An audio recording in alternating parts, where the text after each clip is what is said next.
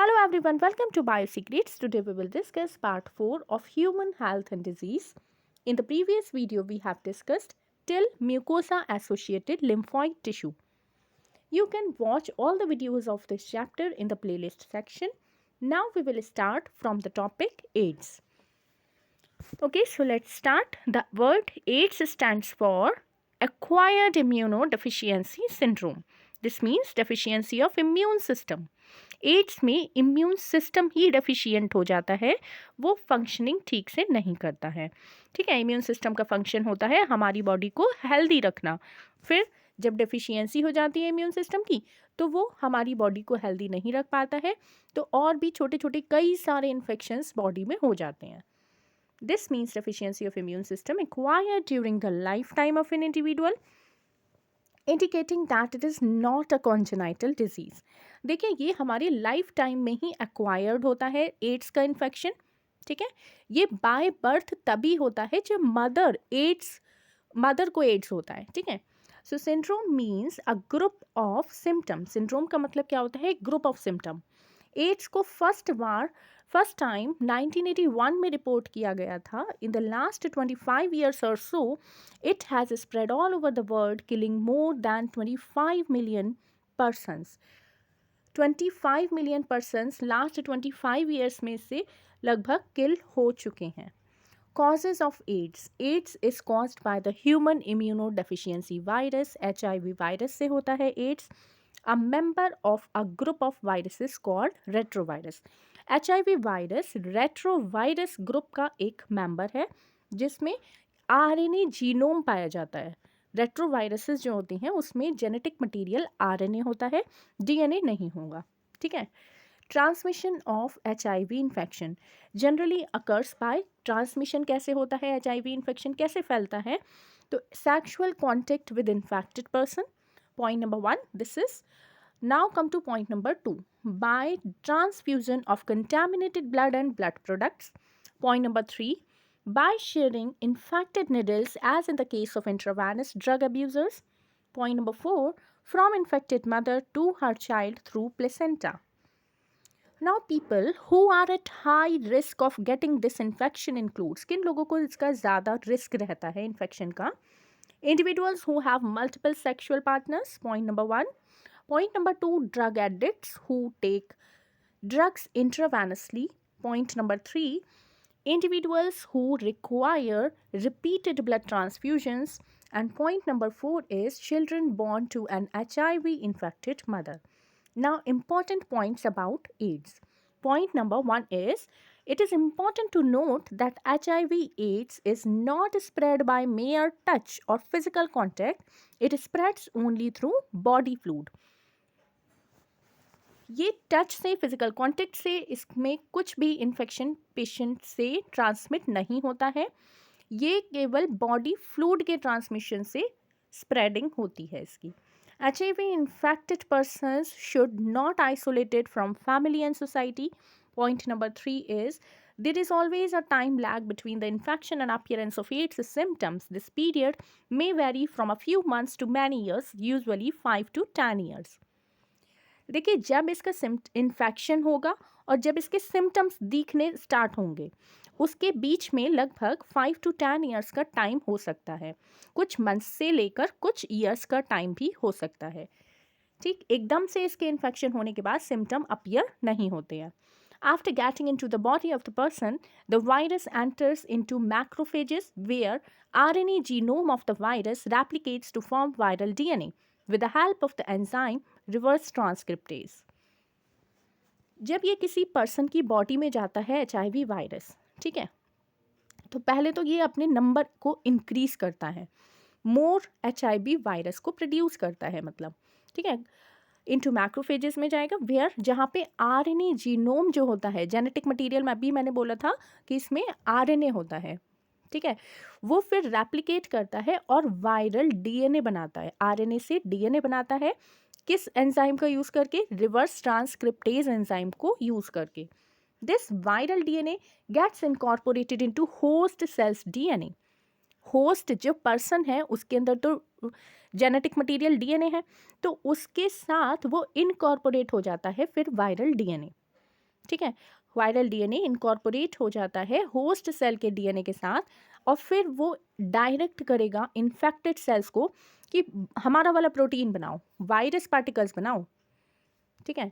Direct the infected cells to produce virus particles. Macrophages continue to produce viruses and in this way acts like a HIV factory. Macrophages जो होती हैं human beings में वो लगातार HIV के virus ही produce करने लगती हैं, ठीक है, और फिर HIV फैक्ट्री बन जाती हैं वो macrophages of the human being. Simultaneously HIV enters into helper T lymphocyte. इसके बाद साथ साथ में क्या होता है, HIV वायरस ह्यूमन बींग्स की टी लिम्फोसाइट्स में, हेल्पर टी लिम्फोसाइट्स में एंटर करता है. वहाँ पे रेप्लिकेट करेगा, अपने नंबर को इंक्रीज करेगा, प्रोड्यूस करेगा प्रोजेनी वायरसेस को और वायरस बनाएगा, मतलब तो प्रोजेनी वायरस रिलीज हो जाएंगे फिर ब्लड में और अटैक करेंगे हेल्पर टी लिम्फोसाइट्स को और आगे हेल्पर टी लिम्फोसाइट्स को अटैक करेंगे. दिस इज रिपीटेड, ये रिपीट होता रहेगा leading to a progressive decrease in the number of helper T lymphocyte. फिर क्या होगा, प्रोग्रेसिव डिक्रीज होते रहेंगे टी लिम्फोसाइट्स के number in the body of infected person. Okay, now during this period, इस पीरियड में क्या होगा, person suffers from bouts of fever, diarrhoea, weight loss.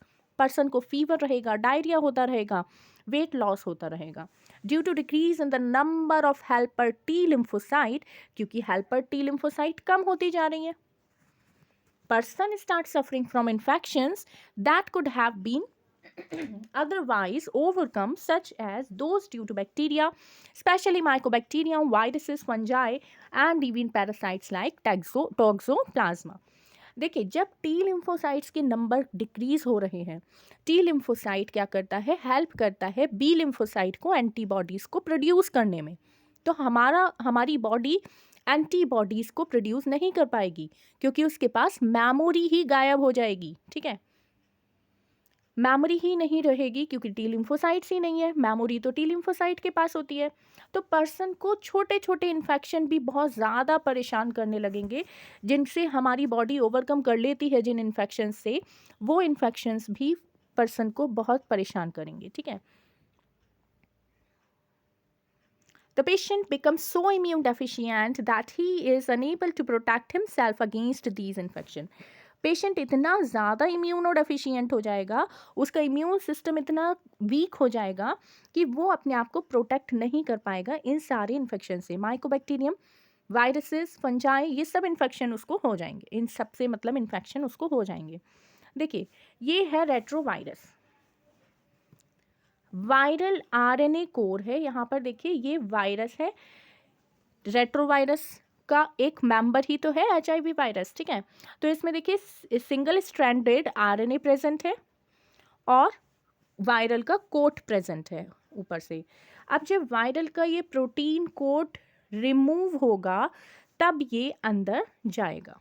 Viral का प्रोटीन कोट रिमूव हो, देखिए वायरल इस तरीके से होता है, ये जेनेटिक मटेरियल है और इसके ऊपर ये प्रोटीन का कोट होता है.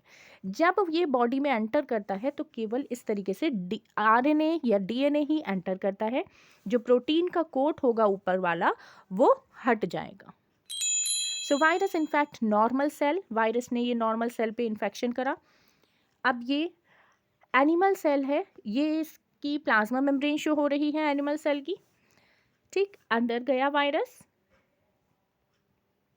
Viral RNA is introduced into cell, viral RNA cell के अंदर इंट्रोड्यूस हुआ, साइटोप्लाज्म में गया, वायरल DNA प्रोड्यूस हुआ रिवर्स ट्रांसक्रिप्टेज से. वायरल DNA फिर इनकॉर्पोरेट हो गया है ये होस्ट के जीनोम में, जो ह्यूमन बींग्स का जीनोम है, DNA जेनेटिक मटेरियल, उसके साथ वो इनकॉर्पोरेट हुआ. अब न्यू वायरल RNA प्रोड्यूस होने लगे हैं बाय द इन्फेक्टेड सेल. ये सेल इन्फेक्टेड है तो इससे न्यू और ज़्यादा वायरसेस प्रोड्यूस होने लगे, न्यू वायरसेस प्रोड्यूस हुए. इसके अलावा न्यू वायरसेस इन्फेक्ट कर देंगे, फिर ये इस तरीके से न्यू वायरस प्रोड्यूस हुए, बाहर निकल आए, अब ये न्यू सेल को इन्फेक्शन कर देंगे. Infected cell can survive while viruses are being replicated and released. Infected cell survive कर सकती है जब वायरसेस रेप्लिकेट होके रिलीज हो जाए.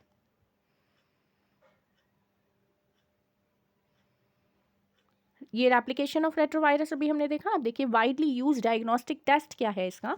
एड्स को हम डायग्नोस करते हैं एलिसा टेस्ट से।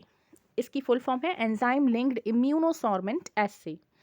Treatment of AIDS with anti retroviral drugs is only partially effective. कुछ समय के लिए ही ये इफेक्टिव होता है, मतलब ट्रीटमेंट किस करते हैं इसका, एंटी रेट्रोवायरल ड्रग्स दी जाती हैं पेशेंट को, तो लेकिन हम कुछ समय के लिए ही इससे पेशेंट को बचा सकते हैं। They can only prolong the life of the patient but can not prevent death which is inevitable. Yes, यहाँ पर हम पेशेंट को लाइफ को प्रोलॉन्ग तो कर सकते हैं लेकिन उसको डेथ से नहीं बचा सकते हैं। प्रिवेंशन कैसे करें? As AIDS has no cure, prevention is best option. Prevention ही बेस्ट ऑप्शन है, क्योर तो है नहीं इसका कोई। Infection in blood transfusion patients newborn from mother etc. may take place due to poor monitoring की वजह से होते हैं ये सब, making blood from blood banks safe from HIV. Ensuring the use of only disposable needles and syringes in public and private hospitals and clinics. Controlling drug abuse and promoting regular checkups for HIV in suspected populations are some such steps taken. Next video में we will discuss about the disease cancer.